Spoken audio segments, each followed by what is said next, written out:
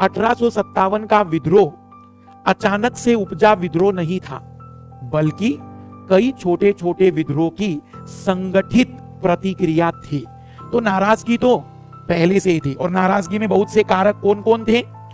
एक तो ये जमींदारी वाली जो झगड़े चल रहे थे, पर दूसरी सहायक संधि जिसमें इनडायरेक्टली राजा की सत्ता अंग्रेजों के हाथ में चली जाती थी। तीसरी हड़प नीति, पुत्र नहीं हुआ तो दत्तक पुत्र नहीं ले सकते।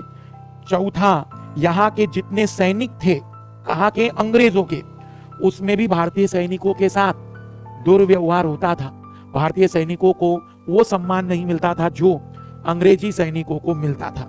तो कई कारण रहे 1857 की क्रांति के, जो कुछ ये है। भारत का आर्थिक शोषण देखो, किसान दुखी है, उद्योगपति दुखी है, जमींदार भी बहुत बड़ी संख्या में दुखी चल रहे हैं। तो भारत का आर्थिक शोषण, दोषपूर्ण भू राजस्व 80% तक टैक्स, किसानों की आर्थिक दुर्दशा, भारतीयों के साथ सरकारी नौकरी से भारतीयों को तत्कालीन कारण था। ये आज तक नहीं पता चला कि वो सही थे कि एक अफवाह थी। तो मैंने कहा धर्म के नाम पर क्रांतियां हो सकती है, भली वो अफवाह ही क्यों ना हो। तो इससे ज्यादा भयानक क्या हो सकता है भारत में, कि भारत में अफवाहों के आधार पर भी क्रांतियां हो सकती है। उसमें कहा गया था कि उसमें गाय और सुअर, अब देखो गाय हिंदुओं के लिए, सुअर मुस्लिमों के लिए, पता ही नहीं कि सच में चमड़ी के कारतूस भी हैं। और वो कह रहे थे कि वो कारतूस में ऊपर का कवर दांत से निकालना पड़ेगा, तब पंडितों सभी तुम्हारे धर्म क्या हो जाएंगे, ऐसे आरोप लगाने शुरू हुए। एक मूवी आई थी मंगल पांडे, उसमें वो कहानी की शुरुआत देखी होगी। साम्राज्यवादी हितों से प्रेरित आर्थिक नीति, पाश्चात्य संस्कृति, धर्म के मामले में हस्तक्षेप किया, सती प्रथा, जो विधवा पुनर्विवाह, और जो मैंने बताया था ना कि भारतीय संस्कृति के कई तत्वों का विरोध किया गया। वेलीजली की सहायक संधि, सब्सिडरी अलायंस, और डलहौजी की राज्य हड़प की नीति।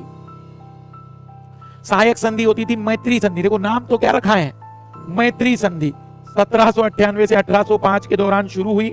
लॉर्ड वेलीजली देसी राज्यों के साथ संबंध बनाने के लिए बड़े राज्य अपने खर्चे पर अंग्रेजी सेना को अपने राज्य में रखेंगे। उन राज्यों को अपने दरबार में एक अंग्रेज रेजिडेंट रखना होगा। कंपनी राज्य की बाहरी शत्रुओं से रक्षा करेगी, परंतु राज्य के आंतरिक मामलों में, लेकिन वास्तविकता कुछ, वो रेजिडेंट वास्तविक रूप में बाहरी मामलों में कुछ नहीं करता था, लेकिन अंदरूनी मामलों में हर बार दखल देता था। इस संधि के दो बड़े उद्देश्य थे, भारत को नेपोलियन के हस्तक्षेप से बचाना। नेपोलियन मतलब फ्रांस, फ्रांस उस समय सक्रिय हो उठा था, भारत में साम्राज्य विस्तार करना। डलहौजी की राज्य हड़प की नीति, भारतीय देसी रियासतों के संदर्भ में डलहौजी नीति का उद्देश्य साम्राज्य बढ़ाना। नीति के तहत भारत के जिन देसी रियासतों के शासकों का कोई पुत्र नहीं, उन्हें पुत्र गोद लेने की अनुमति, अगर वो गोद ले भी लेते हैं तो उसे राजा नहीं घोषित कर, फिर क्या होगा, वो सत्ता अंग्रेजों की हो जाएगी। डलहौजी ने इस नीति से सतारा, जैतपुर, संभलपुर, उदयपुर, झांसी, नागपुर और अंत में अवध को भी अपने कब्जे में कर लिया था। तो इतने, झांसी की रानी का जो विद्रोह था वो इसी के लिए था। नागपुर, संभलपुर, उदयपुर, सतारा में भी काफी विरोध रहा।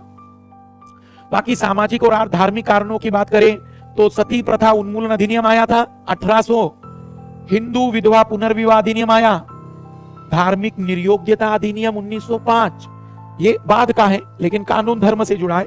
धर्म परिवर्तन करने के कारण किसी भी पुत्र को उसके पिता की संपत्ति से वंचित, ईसाई मशीनरियों को भारत में प्रवेश करने और धर्म प्रचार करने की, तो वैसे तो दो मेन आंदोलन जो कानून थे जो लगा भारतीयों को कि हमारे धर्म के मामलों में हस्तक्षेप कर रहे हैं। 1857 की क्रांति के सैन्य कारण, जनरल सर्विस एनलिस्टमेंट एक्ट 1856, और यहां पर तो क्या विचारधारा थी, समुद्र पार किया कि धर्म, उसमें लिखा था सिपाहियों को आवश्यकता पड़ने पर समुद्र पार करना अनिवार्य। अब देखो सोचो, जो भी विचारों ने, जो भी लोगों ने किसी भी कारण से इस विचार को प्रस्तुत किया होगा कि समुद्र की यात्रा नहीं करनी चाहिए, सच में अंग्रेज हंसते नहीं होंगे हम पर। समुद्र की यात्रा करके तो इनको लूटने आए हम, समुद्र की यात्रा करके तो इनको गुलाम बनाया, और ये मूर्ख कह रहे हैं कि हम समुद्र की यात्रा और यही कारण रहा जहाज रानी और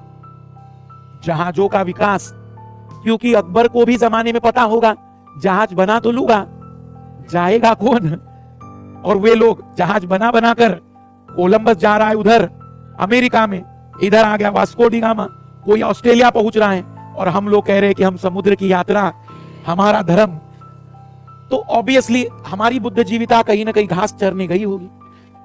डाक कार्यालय अधिनियम, सिपाहियों को मिलने वाली मुक्त डाक सुविधा भी वापस हो जाएगी।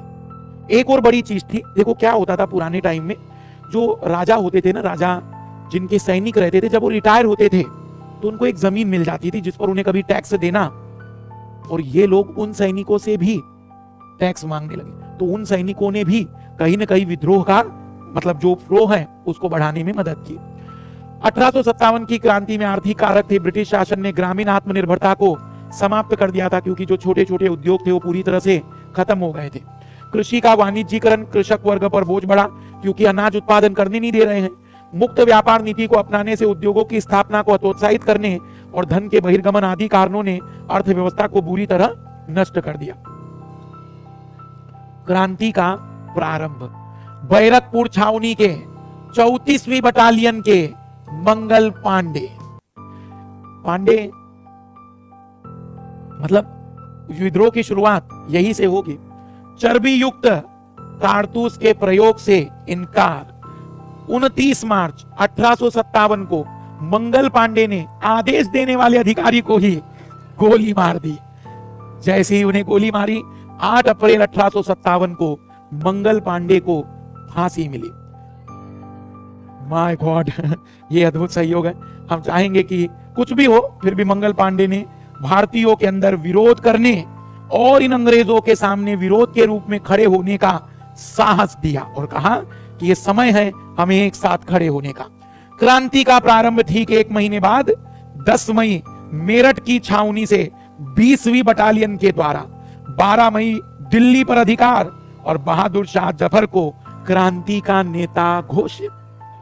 बहादुर शाह जफर बहुत बुजुर्ग हो गए थे और वो कोई क्रांति करना नहीं चाहते, पर वो डर गए थे कि अगर मैंने इस समय ने मना किया तो कहीं मुझे ना निपटा दे। उन्होंने कहा कि मैं स्वीकार करता हूं। देखो, बहादुर शाह जफर का नेतृत्व मिलना बहुत बड़ी बात थी। क्यों? क्योंकि उस समय भी केंद्रीय सत्ता जो आसपास के क्षेत्र में थी वो काफी ठीक ठाक थी। अगर बहादुर शाह जफर का नेतृत्व मिल गया तो यह तय हो जाएगा कि वापस भारत में केंद्रीय सत्ता स्थापित होगी, पर इसका नुकसान मुसलमानों को आगे झेलना पड़ेगा। कैसे? अंग्रेजों की मेंटालिटी रहेगी कि 1857 की क्रांति के लिए जिम्मेदार मुस्लिम थे, हिंदू नहीं थे, और इसलिए वो लंबे समय तक मुसलमानों को कई प्रकार की सुविधाएं नहीं देंगे और हिंदुओं का कई प्रकार का समर्थन शुरू करेंगे। 1885 की कांग्रेस की स्थापना भी इसी श्रृंखला का। जब कांग्रेस स्वराज्य की मांग खड़ी करेगी तब ये समझ जाएंगे कि ये लोग भी बदमाश हैं। फिर वो वापिस मुस्लिमों के पास जाएंगे और कहेंगे तुम मुस्लिम लीग बनाओ, मैं तुम्हारा पूरा समर्थन, जो मांग कहोगे वो पूरी करेंगे। बस किसी तरीके से इस कांग्रेस की पार्टी को ये स्वराज्य वाले विचार त्यागने के लिए मजबूर करेंगे। तो इस तरीके से षड्यंत्र इनके चलते रहे।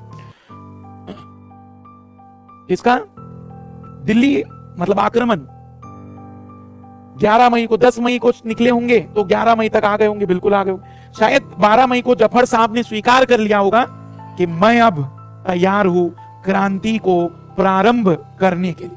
अब देखो, एक बड़ी चैलेंज क्या रहा? बड़ा चैलेंज ये रहा कि उस समय कोई मोबाइल और व्हाट्सएप तो थे नहीं तो इमेजिन करो टेलीग्राम और व्हाट्सएप होते वर्तमान वाले, जैसे ही फोटो सेल्फी खींच लेते वो विद्रोही, हम पहुंच गए हैं। एक ही दिन में पूरे भारत में विद्रोह शुरू हो जाता और अंग्रेजों को संभालना, मतलब अंग्रेज संभाल ही नहीं पाते भारत के विद्रोह। पर दिक्कत क्या होती थी?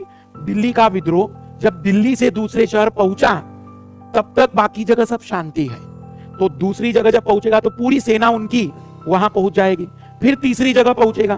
तो इस तरह से विद्रोह हुआ जरूर, लेकिन बिखरी हुई अवस्था। सारे एक ही दिन विद्रोह कर देते तो हालत खराब हो जाती, क्योंकि अंग्रेजों के पास इतनी सेना तो थी, जिंदा एक नहीं लौटता। मतलब मैं कह रहा हूं कि उनके जो जहाज थे ना वो सब मिल जाते हैं हम लोगों को और पूरा स्थिति। बट सवाल है कि अगर इस समय हमें आजादी मिल जाती तो क्या हम लोकतांत्रिक होते कि राजतांत्रिक? क्या फिर हम लोकतांत्रिक बन पाते कि नहीं? बनते तो सही। दुनिया के सारे राजतंत्र लोकतंत्र में बदल गए तो हम भी बदलते। बस इतना ही है कि फिर महात्मा गांधी नहीं कोई दूसरा होता जो इस राजतंत्र से लोकतंत्र का निर्माण करता। फिर शायद विद्रोह और क्रांतिकारी आगे आते जो राजाओं की हत्याएं करते, और या तो राजा खुद ही स्वीकार करता कि भी लोकतंत्र लाओ, या फिर विद्रोह होते और जैसे रूस की क्रांति हुई, फ्रांस की क्रांति हुई, ब्रिटेन की क्रांति हुई, चाइनीज क्रांति हुई, वैसी हमारी भी। अमेरिकन क्रांति थोड़ी अलग है क्योंकि वो राजा के खिलाफ नहीं थी। रूसी क्रांति वहां के राजा महाराजाओं के खिलाफ थी। फ्रांसीसी क्रांति लुई के खिलाफ थी। ब्रिटेन की क्रांति भी राजा महाराजाओं के खिलाफ ही रही। तो मोटे तौर पर भारत में भी फिर क्रांति होती और उसका नाम होता भारत की क्रांति। शायद हरित क्रांति की जगह भारत क्रांति होती है, पर कंफर्म है लोकतंत्र तो आता। विद्रोह कहां कहां शुरू हुआ?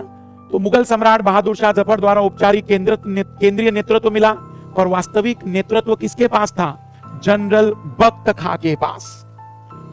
कानपुर के अंतिम पेशवा बाजीराव द्वितीय के दत्तक पुत्र, ये मराठाओं का साम्राज्य। आज भी कानपुर देहात के आसपास एक गांव है पूरा तरह से मराठियों का बना हुआ, क्योंकि नाना साहब वहां काफी लंबे समय रहे हैं। लखनऊ में नेतृत्व किसने किया? बेगम हजरत महल। कानपुर में नेतृत्व कर रहे हैं नाना साहब, उधर केंद्रीय नेतृत्व संभाल रहे हैं जनरल बख्त खां। रोहिलखंड में खान बहादुर स्वयं को बरेली का सम्राट घोषित किया। बिहार की जगदीशपुर रियासत में जमींदार कुंवर सिंह, फैजाबाद में मौलवी अहमदुल्ला, झांसी में गंगाधर राव की विधवा रानी लक्ष्मीबाई, जिनका नाम मणिकर्णिका। कानपुर में तात्या टोपे और कानपुर में नाना साहेब ने स्वयं को पेशवा घोषित कर दिया। तात्या टोपे और लक्ष्मीबाई ने मिलकर ग्वालियर की ओर प्रस्थान किया। हालांकि जून 1858 तक ग्वालियर पुनः अंग्रेजों के हाथ में चला गया। फर्रुखाबाद में नवाब तफज्जुल हुसैन, सुल्तानपुर शहीद हसन, संबलपुर सुरेंद्र साई, हरियाणा राव तुलाराम, मथुरा देवी सिंह, मेरठ कदम सिंह, रायपुर नारायण सिंह, मंदसौर शहजादा हुमायूं फिरोज शाह। देखो इतनी जगह विद्रोह हुआ एक साथ, लेकिन एक साथ का मतलब बीच में गैप रहा और अंग्रेजों को मौका मिल गया इस विद्रोह को दबाने। अब एक बड़ी चीज समझदारी वाली, इस दौरान कुछ राजाओं ने अंग्रेजों का साथ दिया और कुछ राजाओं ने इन विद्रोहियों का। क्या उन अंग्रेजों को साथ देने वालों को हम देशद्रोही कह सकते हैं? नहीं, क्योंकि उस समय देश जैसा कोई विचार, उस समय भारत और राष्ट्रवाद की विचारधारा, उस समय तो राजा ये सोच रहा है कि अगर मुगल फिर आएंगे तो फिर से मुझे मुगलों के अधीन रहना होगा। मुगल तो क्या मुगलों का साथ देने का मतलब वे लोग मुस्लिमों को पसंद कर रहे थे? ये भी सत्य माना नहीं जा सकता। कहने का अभिप्राय है उस युद्ध को इतिहासकार जिस नजर से दिखा रहे हैं उसी नजरिए से देखिए, क्योंकि जैसे कई लोग आते हैं, कुछ लोग छोटी छोटी जानकारियां ढूंढ लेते हैं, फिर उसका एक शॉर्ट वीडियो बना देते हैं और लोग प्रभावित हो जाते हैं। जैसे ग्वालियर का सिंधिया परिवार, इन्होंने अंग्रेजों का साथ दिया, तो कई बार 1857 की क्रांति के लिए कहा जाता है कि असफल क्यों हुए, क्योंकि सिंधिया जैसे परिवार भी थे। तो क्या हम ऐसा जिम्मेदारी दे सकते हैं? नहीं, क्योंकि उस समय सच में ना भारत राष्ट्र की कल्पना है, ना ही एक भारत जैसा राष्ट्र किसी ने सोचा है। हर कोई अपने अपने स्वार्थ के हितों के लिए जुड़ा है। निश्चित ही विद्रोह हुआ है। भारतीयों ने पहली बार दबे स्वर की जगह पर खुलकर विरोध किया है, लेकिन क्या यह विरोध भारत की एकजुटता, भारत की राष्ट्रीयता के लिए है? क्या भारत को यह आजादी का मकसद है भारत में लोकतंत्र लाना? बिल्कुल भी नहीं। शाहमल उत्तर प्रदेश के बागपत के बड़ौद परगना का एक ग्रामीण रात में गांव-गांव जाकर 84 गांवों के मुखिया और किसानों को संगठित किया। 1857 में शाहमल की एक अंग्रेज अधिकारी डनलप द्वारा हत्या की गई। 1857 का विद्रोह लगभग 1 वर्ष से अधिक समय तक चला। जुलाई 1858 तक पूरी तरह शांत हुआ। विद्रोह में लोगों की सहभागिता। सिपाही, अब देखो सिपाही भी किसान परिवार से ही थे, तो किसान तो दुखी थे ही, जब बेटा ही लड़ रहा है तो परिवार भी आ जाएगा आगे। सिपाहियों के विद्रोह को समाज के लगभग सभी वर्गों का समर्थन, विशेषकर उत्तर पश्चिमी प्रांत अवध का। देखो नॉर्थ में तो समर्थन बहुत प्रबल था, क्योंकि नॉर्थ के लोग धार्मिक कट्टरवादी ज्यादा थे उस समय में भी। एक आकलन के अनुसार अवध में अंग्रेजों के खिलाफ लड़ने वाले लगभग 1.5 लाख में 1 लाख आम नागरिक थे। पर वो आम नागरिक कोई मतलब ट्रेन नहीं है, वे कैसे हैं, अनट्रेन है, कुछ ईंट पत्थर लेकर ही खड़े हो गए हैं, तो ये खतरनाक है। मतलब बड़े बड़े हथियारों के सामने ईंट पत्थर फिर क्या कर पाएंगे। हाँ लेकिन हौसला है कि हाँ लड़ रहे हैं। विद्रोह का दमन, तत्कालीन वाइसराय लॉर्ड कैनिंग जनरल नील के नेतृत्व में बनारस और इलाहाबाद में विद्रोह का दमन, जनरल एनसन द्वारा फिरोजपुर में, जालंधर, फुलवर, अंबाला में विद्रोह का दमन, जनरल निकोलस के नेतृत्व में 20 सितंबर 1857 को दिल्ली पर पुनः कब्जा। बहादुर शाह जफर को इसकी सजा मिलेगी और सदा के रूप में उनके तीनों बेटों की हत्या कर दी जाएगी और बहादुर शाह जफर को म्यांमार रंगून भेज दिया जाएगा, वहां वो अपनी अंतिम सांसें गिनेंगे। इसका मतलब मुगल साम्राज्य वास्तविक रूप में समाप्त, क्योंकि अब उनका कोई वंशज ही नहीं बचेगा, तो मुगलों का पूरी तरह से समापन। अंग्रेज जनरल दिल्ली में लेफ्टिनेंट विलोबी जॉन निकलसन और हडसन, कानपुर में sir Wheeler Colin Campbell, Jhansi में सर व्यू रोज, ये झांसी की रानी के साथ युद्ध जो हुआ था, बनारस में कर्नल जेम्स नील, लखनऊ में Henry Lawrence, brigadier English Henry, Havelock, James Outram, Colin Campbell. विद्रोह असफल क्यों हुआ? विद्रोह सभी वर्गों का, केवल कुछ विशेष वर्ग ने भाग लिया। एक संगठित और एक बद्ध विचारधारा का किसी को नहीं पता कि विद्रोह के बाद क्या होगा। हर कोई बस चला गया है, आज एक दो को निपटा देंगे। निश्चित समय की प्रतीक्षा, पूरी प्लानिंग भी नहीं की कि बातचीत करते हैं, बस देसी राजाओं का देशद्रोही रुख, देशद्रोही तो नहीं कहेंगे, देसी राजाओं का अंग्रेजों को समर्थन या सहयोग।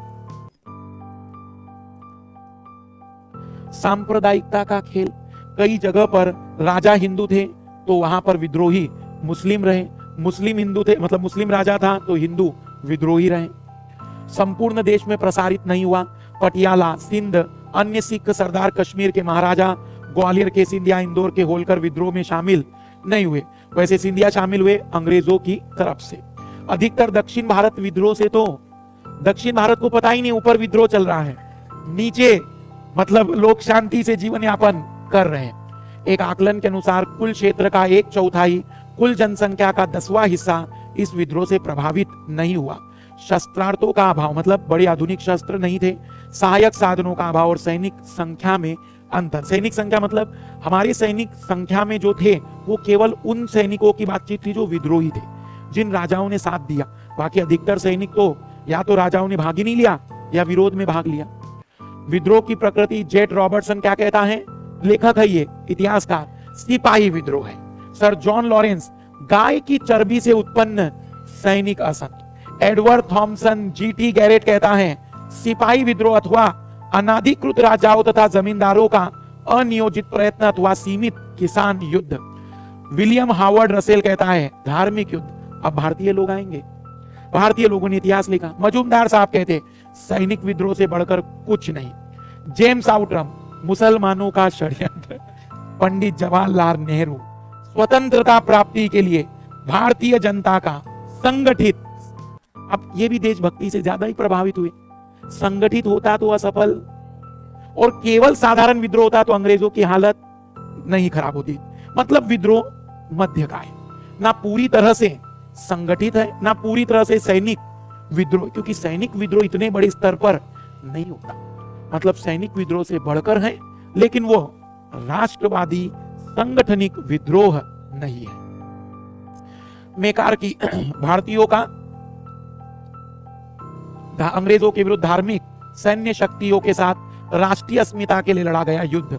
विनायक दामोदर सावरकर, स्वधर्म राजस्व के लिए लड़ा गया राष्ट्रीय संघर्ष। सैयद अतहर अब्बास रिजवी, भारत की पवित्र भूमि से विदेशी शासन को उखाड़ फेंकने का प्रयास। कुछ ज्यादा ही हो गए, इतने नहीं हो। बिपिन चंद्र, विदेशी शासन से राष्ट्र का मुक्त करने का देशभक्तिपूर्ण प्रयास। बेंजामिन डिजायरली, सचेत सहयोग से उपजा राष्ट्रीय विद्रोह।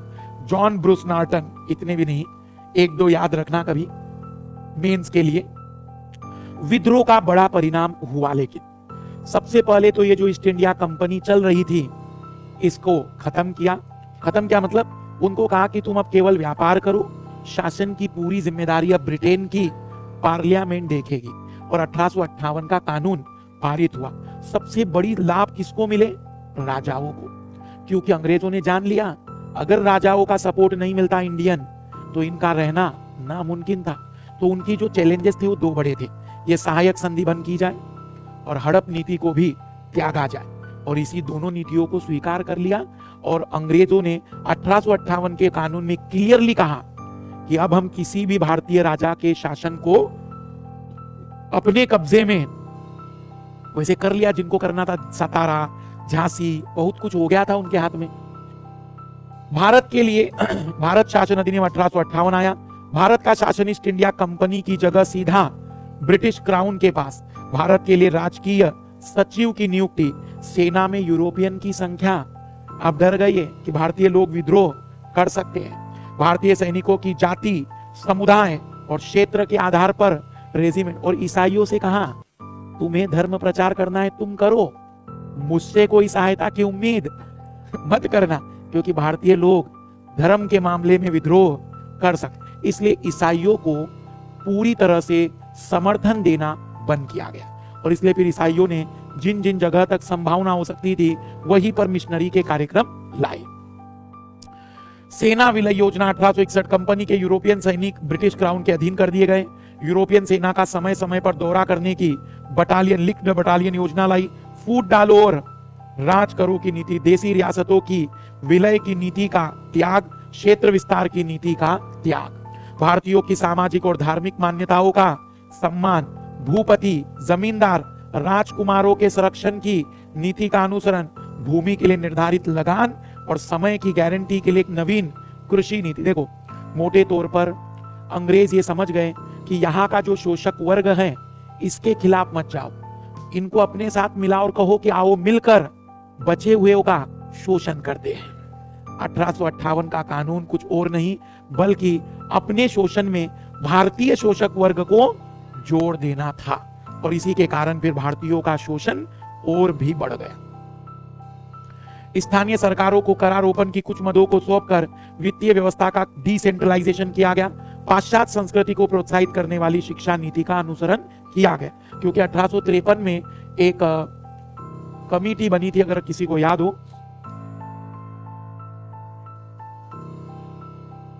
1853 में एक पॉलिसी भी आई थी एजुकेशन की, वुड्स डिस्पैच। ठीक है, मैं शब्द समझ नहीं पाया। और इसके कारण उन्होंने पहले ही कहा था कि कैसी शिक्षा होनी चाहिए भारतीयों की, पूरी अंग्रेजी शिक्षा। 1857 की क्रांति के परिणाम भारतीयों के पक्ष में, एक तो आत्मबल बढ़ा, हमें लगा कि हम इनसे लड़ सकते हैं। राजनीतिक जागरूकता तो फैली, संगठन बनाने की प्रेरणा, एकता की प्रेरणा और स्वतंत्रता आंदोलन को एक नई दृष्टि मिली। इस पूरी सीरीज को अट्रैक्टिव बनाने के लिए हम आपको बीच बीच में यूपीएससी, सीडीएस, सीएपीएफ में पूछे गए मॉडर्न हिस्ट्री के सवाल भी पूछेंगे। इसके जवाब इस वीडियो के बीच में कहीं पर हमने दिए हुए हैं, ताकि उन विद्यार्थियों तक ही सही चीजें पूरी तरह से पहुंचे जो पूरी ईमानदारी से वीडियो को देख रहे हैं। तो आपकी स्क्रीन पर पहला सवाल मॉडर्न हिस्ट्री का ये रहा। 1857 की क्रांति के संबंध में निम्नलिखित कथनों पर विचार करें। 1857 के विद्रोह के समय भारत का गवर्नर जनरल लॉर्ड कैनिंग था। लॉर्ड कैनिंग भारत में कंपनी द्वारा नियुक्त अंतिम गवर्नर जनरल तथा ब्रिटिश सम्राट के अधीन नियुक्त भारत का पहला वाइस रॉय था। कौन से कथन सही नहीं है? शब्द पर गौर करेंगे, पूछा गया है कौन से कथन सही नहीं है।